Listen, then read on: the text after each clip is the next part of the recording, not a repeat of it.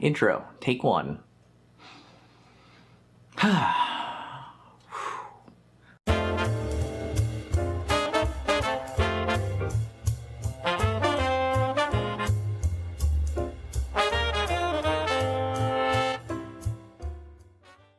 Welcome back, Junior Archaeologist. Today, we'll be discussing 10 things I wish I'd known before I started my CRM archaeology career. And since this is my 10th year, or about to be my 10th year, I always forget which. It can be more specifically called 10 things I wish I'd known 10 years ago before I started my CRM archaeology career. Number 1. Fieldwork goes until the snow flies. And sometimes beyond. If you have a birthday, get used to spending it in the field. Far from family and friends. If your friends are planning on going out and doing something fun, get used to not being there to do any of it, ever. And being stuck in the middle of somewhere you don't really want to be for at least another month. Yay! Get ready to miss important birthdays, important moments. You will always be in the field. Oh, and there's a family funeral, birth of a new child, even if it's your own kid, or someone's funeral, or wedding.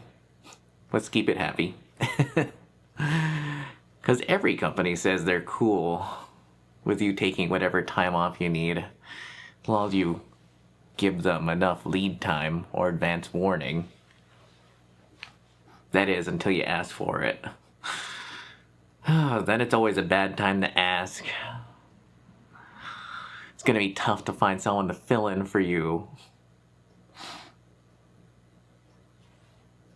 Or your favorite pet's already dead.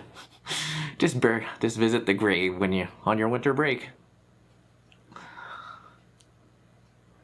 Gosh, this got dark really quickly. Number 2, what field techs do in different parts of the country. When I first started, everything about what CRM archaeologists did to make money was a complete mystery to me. But now that I've worked in a lot of different parts of the country, I think I've come to a conclusion, and the best advice I can offer is that whether it's shovel testing, pedestrian survey, excavation, it all just becomes a job after a while. Even though you'll figure out that there are some things you like better than others, and some sorts of work you will just never learn to like. And after a while, you just learn to give priority to jobs in certain parts of the country because certain jobs are just more prevalent there. Which is why I moved to and ended up working most of my career here in Nevada and the Great Basin. It's also a surprisingly physical job.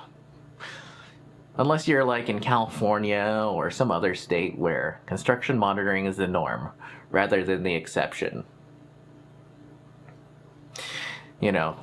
Here in Nevada, monitoring is that thing that everyone in the office tries to avoid for like 3 days a month. Whereas I've worked in places in California where monitoring is literally the only thing that company does. It's also why I've never really prioritized moving up. I've never gone back to school or did anything that might get me out of the field because I just really enjoyed field work. It's nothing that I planned. It's just the way things worked out. Number 3, how schedules work. Some companies just send you an email, and others actually use Google Calendars. So far, only one I've worked with, and that was super handy. Anyway, if start dates or project length changes, some companies will let you know. Others won't. Depends on how organized they are. But it's definitely up to you to double check. As far as schedule goes, 8 on, 6 off, 10 on, 4 off. That's what I'm used to here in the West. Which, by the way, does not end in Wyoming like so many people I've met in the Midwest seem to think. Also, Utah is not in the Southwest, officially. California is not the Southwest. The Southwest is an actual region that encompasses a handful of specific states, and if you call up a company there that lists itself as working in the Midwest and ask them about how much work they do in California, or Utah, or Nevada, they're definitely just going to hang up on you. Consider that last part 3A. Anyway, 6 days a week is the usual in many other parts of the country, like the Midwest and the South, blah, blah, blah. And in California, amazingly enough, even though they do a lot of construction monitoring there, or maybe because of it, 5 days a week, Monday through Friday, was the usual schedule I found for a lot of companies there, or at least all the ones I've worked with so far. Number 4, how timesheets and pay works. At a regular job, you clock in, you clock out, you don't ever have to think about it. But that will never be the case for a field archaeologist. In the old days, your crew chief or your field director would just fill out a timesheet and you just sign it, and that was it. Now every company I've been with literally has their own way of doing it. Some companies use systems that have phone apps, which are always buggy. Some of them you need an actual computer to access. But always make sure to ask before you get out there, because there's nothing worse than getting out to a project and bringing your tablet because you want to pare down weight, and suddenly you need an actual computer to access things. Number 5, the difference between per diem and reimbursement. Alright, so if you've only ever worked a regular job, you'll be surprised at how much per diem / expenses / reimbursements boost your actual pay. At least it can. Sometimes. Some jobs have more restrictions than others about that sort of thing. Plus every company I've worked with has its own way of doing things. I've had to fill out spreadsheets on my own that were turned in with my timesheet. Other companies only paid you back for certain things. And they're always weird things that they didn't think were proper field expenses. Some companies just handed me envelopes stuffed full of cash, which I always appreciated. I still appreciate that more these days than expenses. But that should definitely always be the first thing you ask about when they interview you or call you up about the job. I literally know people who choose jobs based on how companies handle that sort of thing. Number 6, what sort of accommodations are the norm in different parts of the country? Some companies make people some companies make people share rooms. Everyone I know always tries to avoid those. Usually companies book motels for you. I did work for a company recently that booked me Airbnbs, which I really appreciated. And some companies let you make your own arrangements and just gave you all the money, which was a really handy way of saving money. And other companies I worked for specialize in camping projects, which meant I had to prepare to camp for sometimes weeks, months, entire seasons at a time. Again, make sure to ask. My very first job, I didn't realize that the company actually had booked me a room, so I actually went out to the job and was paying for my own motel, even though they had one booked for me. And I felt really dumb when I was talking to the PI about it, and he looked at me and said, "You didn't check into the motel yet?" And I'm like, "What do you mean check in the motel?" Anyway, that was a whole long thing, and it was my first job, so thankfully he was very forgiving about that. Alright, number 7, how you get to and from a project. It makes a really big difference because most companies will let you leave your personal vehicle at their office and use a company vehicle or a rental to drive back and forth to the project and to use on the project. Others make you use your own vehicle And I don't, and they will usually reimburse you for mileage and hours. But, in my experience, that's always the less desirable option, especially, when I first started, I thought that was kind of silly. I always preferred using my own vehicle. But now that my truck is literally turned 200,000 miles old, it makes me think, wow. Plus, also, using your own vehicle, sometimes you get into the worst situations. If you're not familiar with what field conditions are like and what getting to and from a project area is like, you will definitely appreciate companies that let you use your own vehicle, that let you use their vehicles and their rentals over your own. Ha. Also, a clean driving record makes a big difference. Some companies literally will not let you use a company vehicle, or you can't use a company vehicle if you have too many tickets or a ticket at all. And a lot of people, at least at the beginning of their careers, they try to use the same vehicle they used in college. And those are usually tiny vehicles. Depending on where you're working and what sort of work you're doing, a vehicle that holds all your stuff is always handy. Also, if you're doing a camping project and you prefer to bring your own vehicle out, a vehicle that's big enough to hold all your camping gear, a lot of water, and a lot of groceries also is really handy. All right, now we're down to the home stretch.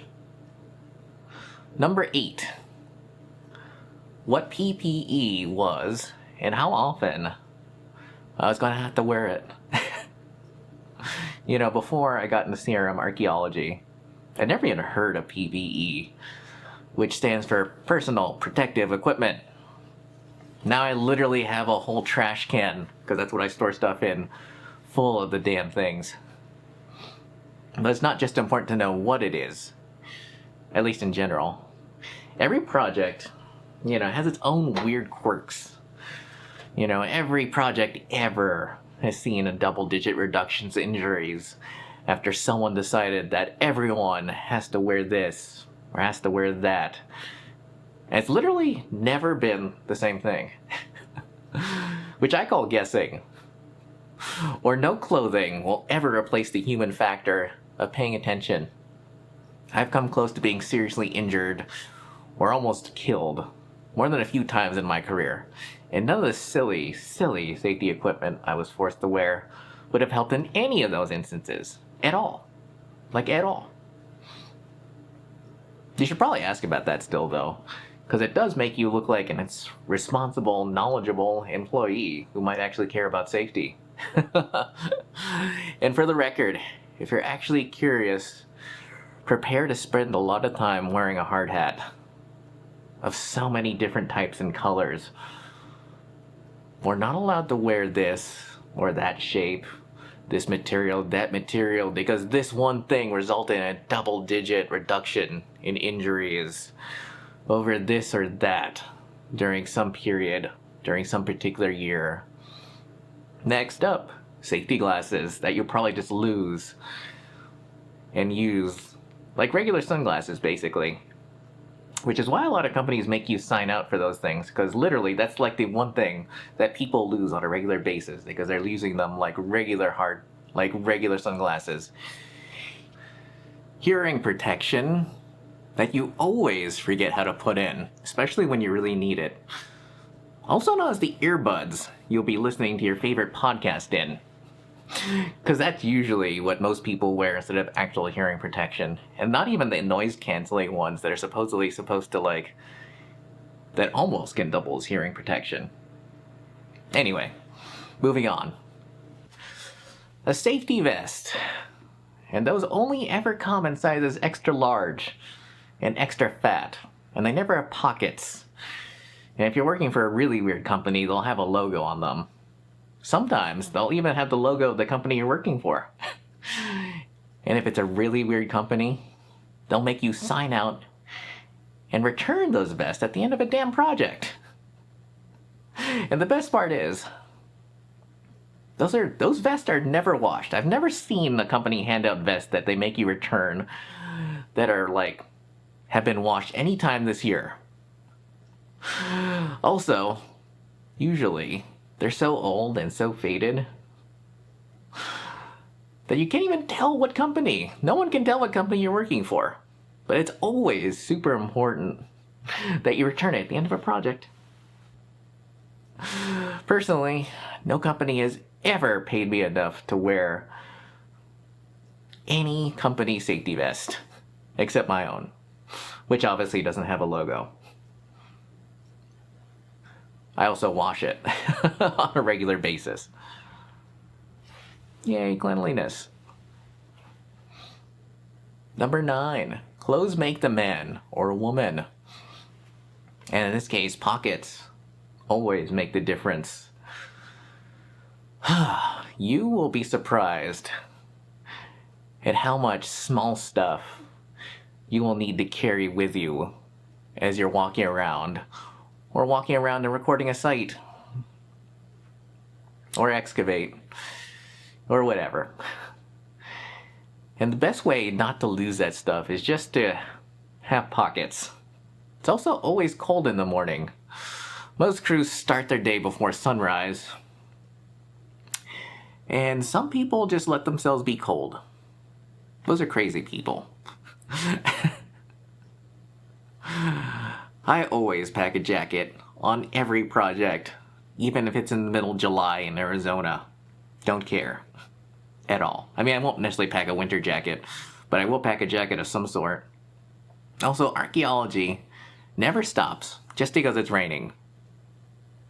Or snowing, unfortunately. In other words, you should have just prepared better. There's a reason I have gear that is rated for below 0 temperatures. And snowshoes. I just had to throw that one in.